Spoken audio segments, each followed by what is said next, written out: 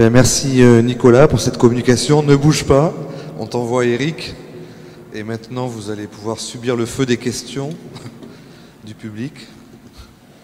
Ben, j'espère que vous allez avoir des questions sur ces deux coms qui sont... Ouais. Qui attaquent ce rapport à la banlieue de deux manières différentes. Voilà, le micro est à votre disposition. Vous parlez correctement dans le micro pour qu'on vous entende correctement, parce qu'on ne vous entend pas tellement bien. Ok. Ouais.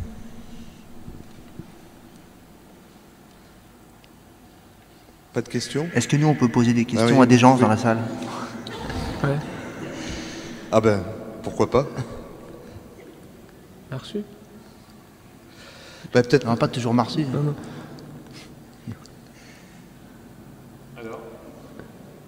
Non, mais pas de j'attends questions. quand même. Parce que...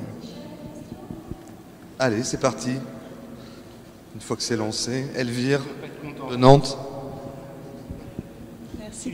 Bonjour, c'est une question pour le premier intervenant. La manière dont vous avez construit votre présentation, j'avais un peu l'impression que vous vous interviewez vous-même, comme si vous meniez un entretien avec vous. Enfin, je ne sais pas si c'est comme ça que vous l'avez préparé, mais voilà, du coup, je me demandais comment vous faites pour enquêter sur vous et pour construire ce papier-là. Mais je pourrais aller plus loin pour les deux intervenants, parce que c'est la même chose. Comment est-ce qu'on se raconte en essayant de parler de plus large que soi dans une assemblée comme celle-là? Ben, je veux répondre. Peut-être une première réponse, c'est qu'il y a pas mal de gens qui ont déjà fait ça, hein, des gens qui ont fait leur autobiographie. Dans la recherche en particulier, il y a pas mal de gens qui font ce qui s'appelle l'auto-analyse ou l'égo-histoire aussi. Hein, voilà, récemment, François Guimau l'a fait, etc. Et je dois dire que je suis pas encore au stade où je peux expliquer comment je fais, parce qu'en fait, je fais déjà. Et déjà, c'était un arrachement, un accouchement très douloureux qui m'a, enfin difficile en tout cas, pas douloureux, mais difficile, qui m'a occupé encore une bonne partie de la nuit. Parce que justement, c'est difficile peut-être de parler de soi, enfin en public, raconter des souvenirs comme ça, mais c'est surtout de faire le lien, d'essayer de l'intégrer dans une réflexion plus large sur une époque, etc. C'est-à-dire quel est le rapport en fait entre ce qu'on vit à 14-15 ans quand on traîne un peu, comme des milliers de gamins, et une histoire plus large. Et du coup, c'est pas mal cette vision, effectivement, de dire c'est comme si je m'interviewais moi-même. Effectivement, il y a quelque chose de ça. Je pense que le travail, peut-être l'étape d'après, ça serait d'interviewer les copains avec qui j'étais. Ceux que je vois, ceux que je vois plus. Un bon Larsen là qui va arriver. Justement parce qu'on croit raconter une histoire déjà commune, hein, celle d'un groupe, alors qu'en fait d'autres auraient une vision très très différente. Ils ne se souviennent pas des mêmes concerts, ils ne se souviennent pas des mêmes anecdotes. Hein, par exemple, mes copains, ils étaient tous plus grands, donc c'est toujours eux qui se faisaient embrouiller dans les bastons, moi jamais, tout ça. Bon. Donc il y a plein de choses qui donnent une perspective différente. Hein. Après, je pense que la difficulté peut-être, mais aussi les atouts qu'on a avec quand on fait de la recherche ou quand on écrit, etc., c'est que justement, on essaie de mettre à distance.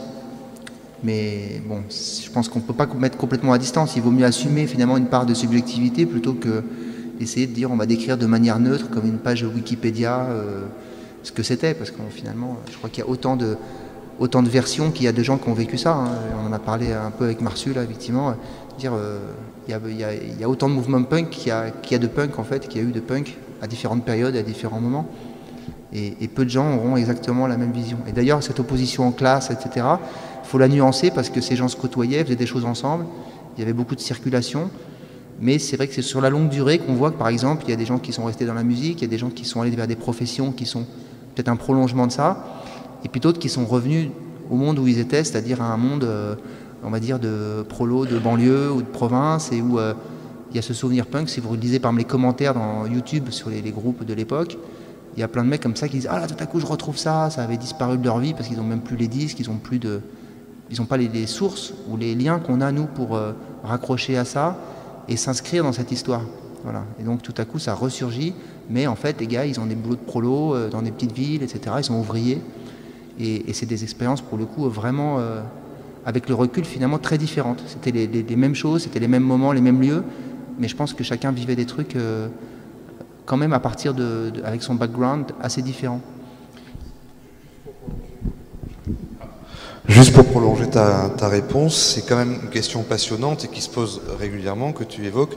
Et on a quand même décidé d'essayer d'en faire un séminaire de méthodologie, c'est-à-dire travailler à l'EHESS sur ces questions en fait en gros du chercheur engagé ou du chercheur qui a eu un vécu de militant ou de musicien ou artistique, etc. Donc on en fait un séminaire qui ouvre cette année à l'EHESS, un séminaire de méthodo consacré à Underground, en gros, hein, la scène punk, les cultures alternatives, et voilà, avec Eric, Solveig et Pierre Rabou. Et plein d'invités.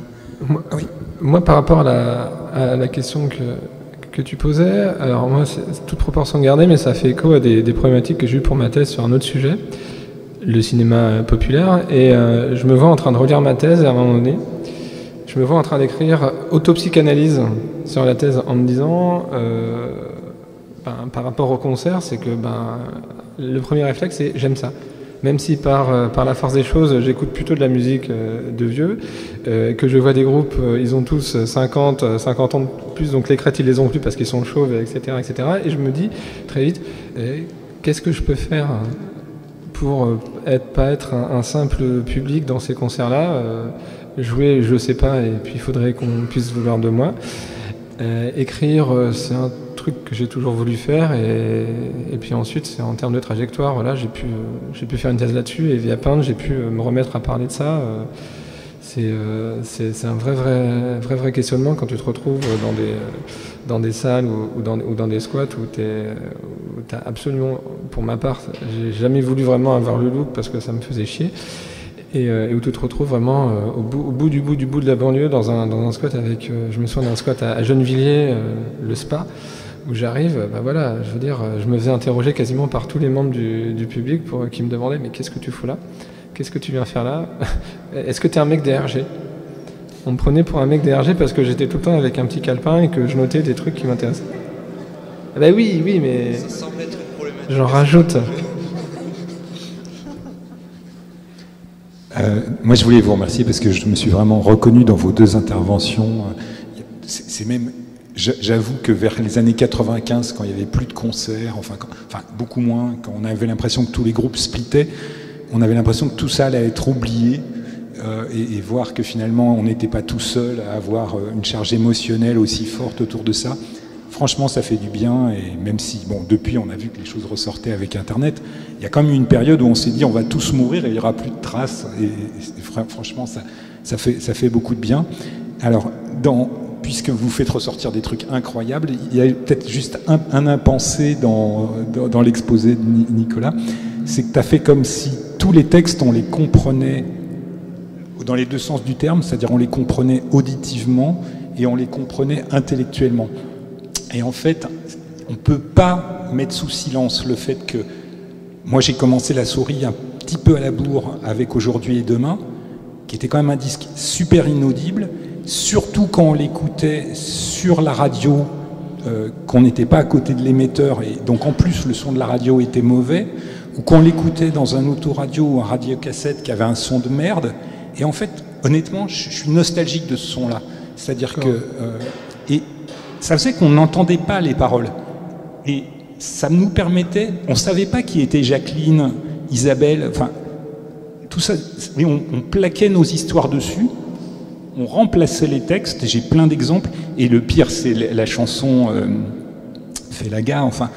cette chanson-là qui était la seule qui était sur aucun album avec les textes, et il a fallu attendre, je crois, 2007 ou 2008 pour que Taïluc sorte les textes et qu'on puisse... Mais tout le monde, et puis l'album aussi qui avait un meilleur son, As-tu déjà oublié, et on était tous, même les plus hardcore, aucun n'avait compris les mêmes paroles, et c'était un gros moment de se confronter à chacun la réécriture qu'on a faite de ces textes-là.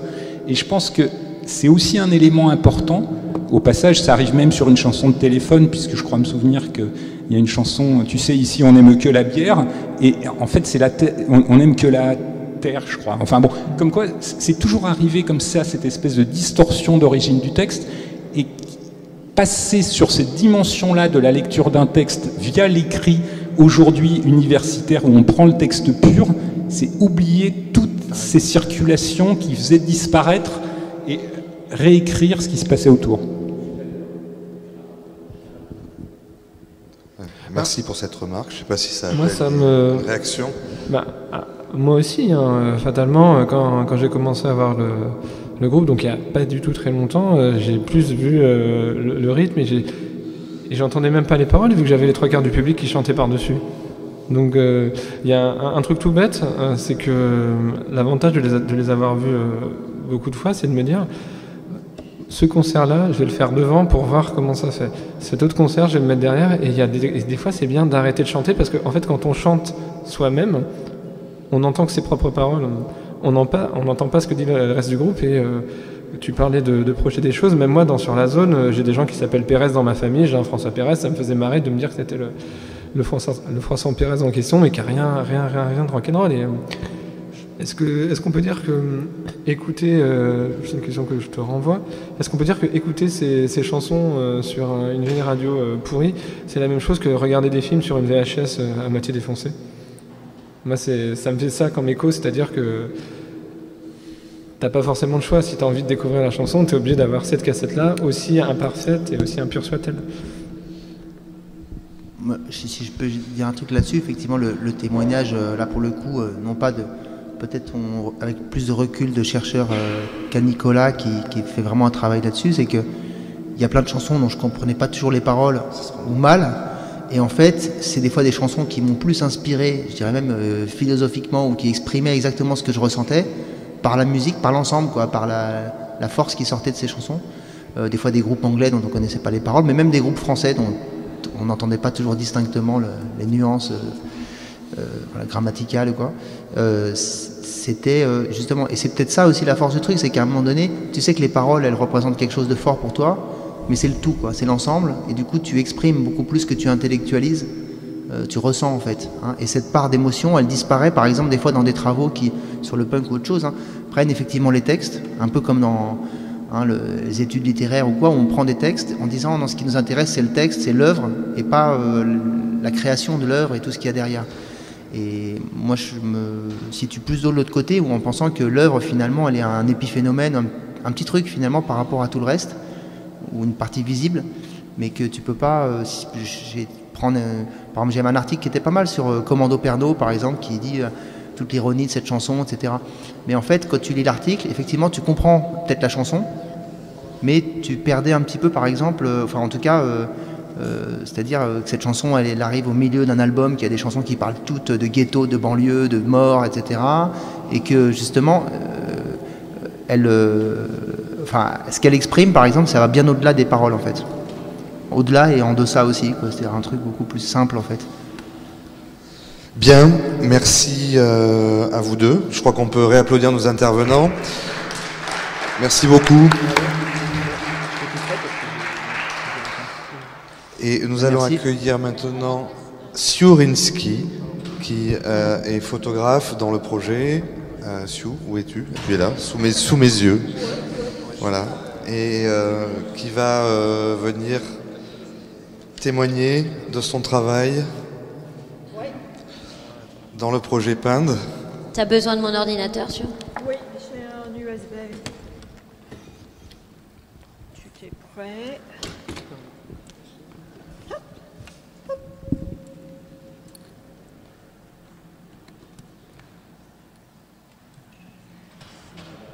PowerPoint, tout est dedans.